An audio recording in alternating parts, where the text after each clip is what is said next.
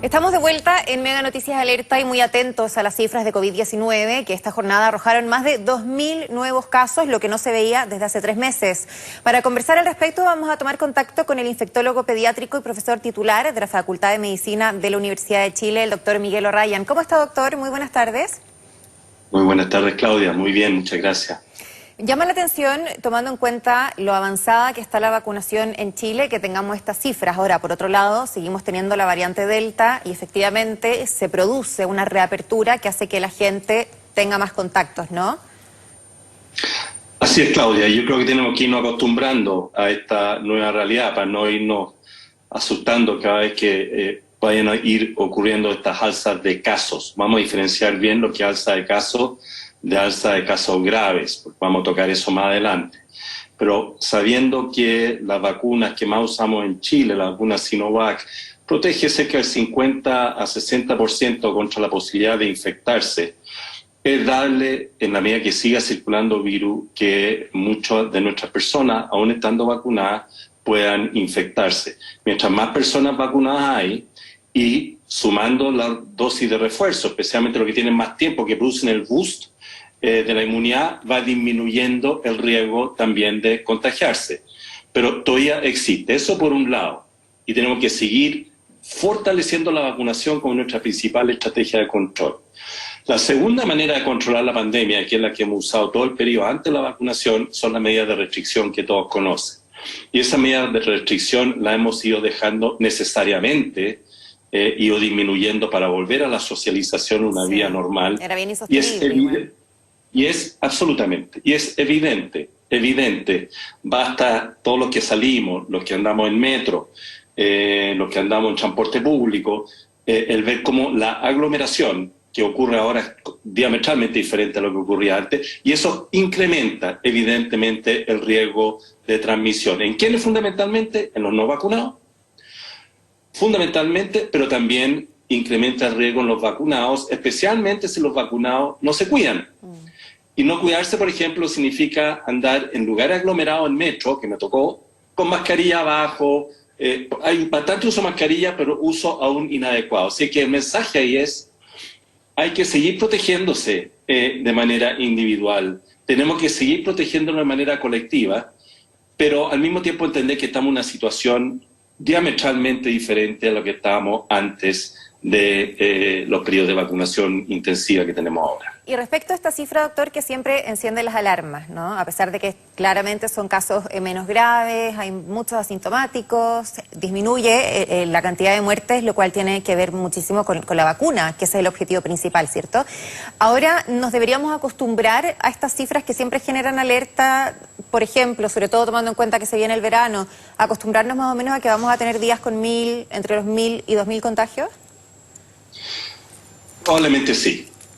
Y lo que debería ocurrir, porque las variaciones de día a día no son muchas.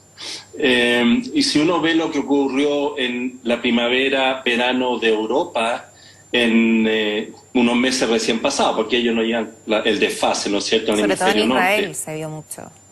En Israel, pero a mí me gusta comparar bastante con España, que nos parecemos muchas cosas a España, es un poquito más grande España, y su vacunación ha andado muy bien, de hecho ahora nos pasaron a nosotros.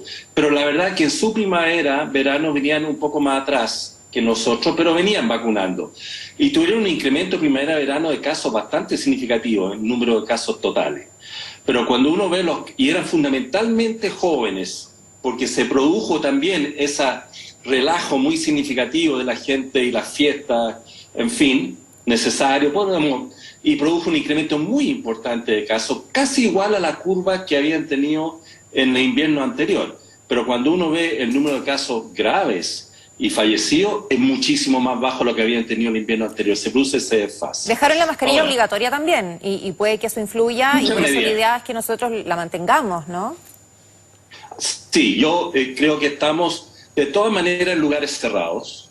Uno podría discutir si estando en la calle, ¿no es cierto?, donde no hay ningún riesgo, pero es mejor mantener aún la costumbre de usar mascarilla para que no se nos olvide, especialmente en los lugares donde son más necesarios, en los lugares donde hay hacinamiento de personas. Yo quiero volver a destacar el metro, porque yo creo que de cada 100 personas que uno ve, hay entre 5 y 10 que usa más la mascarilla, es como si no la tuviera.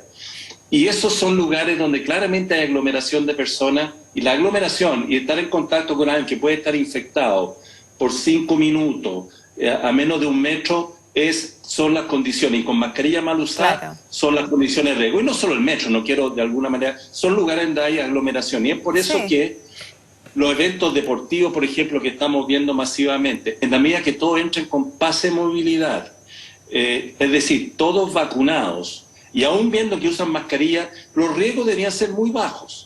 Y empezar a volver nuevamente un poco a esa normalidad de vida que tanto necesitamos. Lo complejo, claro, tiene que ver con la transición a dejar de usar mascarilla en espacios abiertos, porque si una persona, por ejemplo, ya está en la calle caminando, luego entra al edificio, no necesariamente la va a andar trayendo o no se va a acordar, y finalmente nos vamos a encontrar con personas que comparten el ascensor y que están sin mascarillas porque afuera estaba permitido.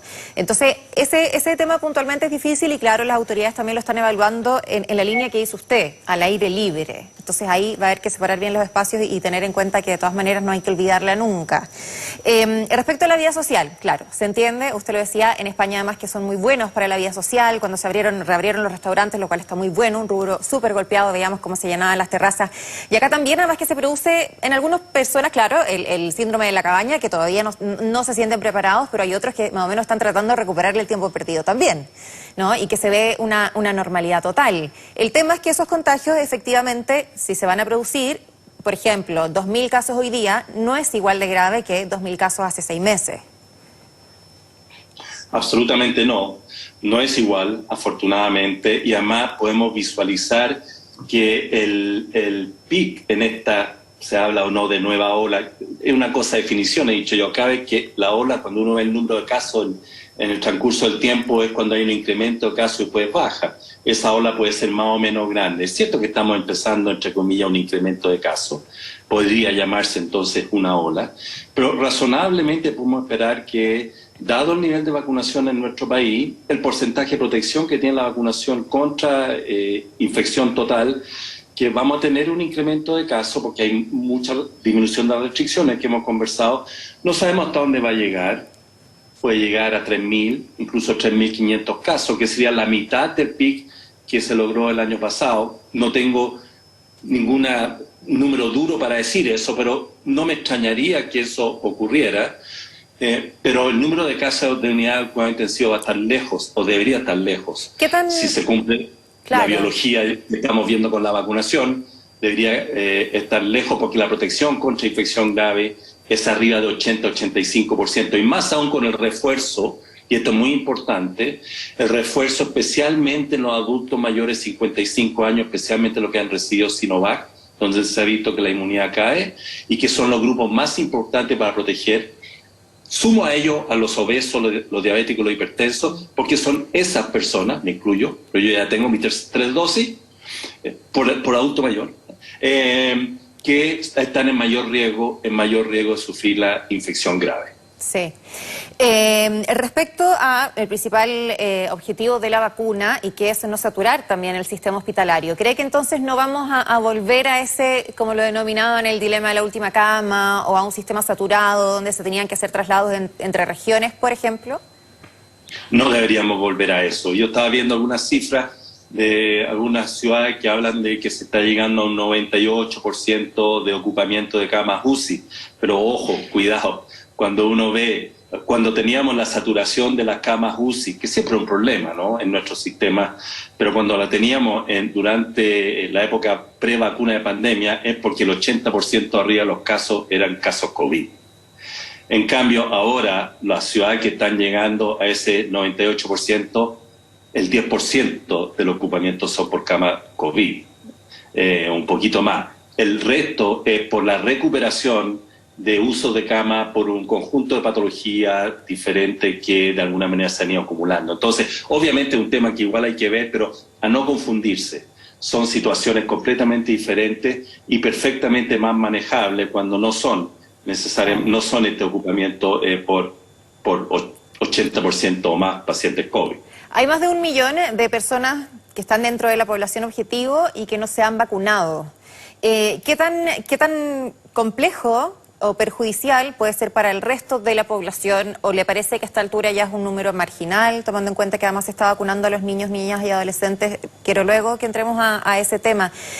Sobre todo ahora en el contexto en que se está pidiendo pase, o que se va a pedir el pase de movilidad desde los 55 con la dosis de refuerzo también, que es importante ahí que reforcemos la inmunidad cuando ya ha pasado cierto tiempo.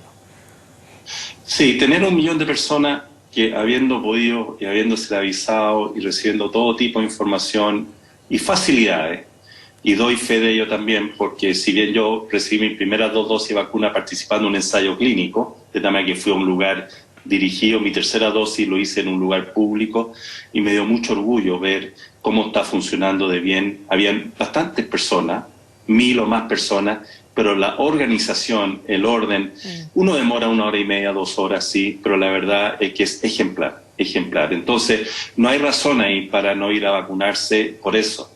Ahora, 1 millón de personas todavía es un número relativamente alto, y que claramente es un grupo de personas que va a terminar infectándose tarde o temprano. Y no hace más que sostener y mantener la pandemia por más tiempo. Y estamos hablando de años. Porque fatalmente para poder quedar inmune, si no va a ser por vacuna, va a ser por infección. Exacto. Y esa infección, especialmente en factores de riesgo, va a significar que algunos de ellos van a tener infección grave y algunos van a morir. Sí, y dicen que es posible que se reinfecten cada 16 meses también. La reinfección, ojo, la reinfección sí se ha documentado, pero ocurre a muy bajo nivel, y ocurre más frecuentemente en personas que pueden tener algún problema del sistema inmune. Perfecto. Pero afortunadamente, porque si la reinfección fuera frecuente, ahí empezaríamos con otro tipo de problema. No es frecuente la reinfección.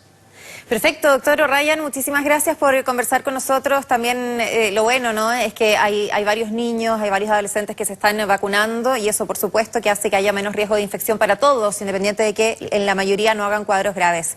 Infectólogo pediátrico, profesor titular de la Facultad de Medicina de la Universidad de Chile. Muchísimas gracias, doctor, que le vaya muy bien. Muchas gracias, un gusto, Claudia. Igual.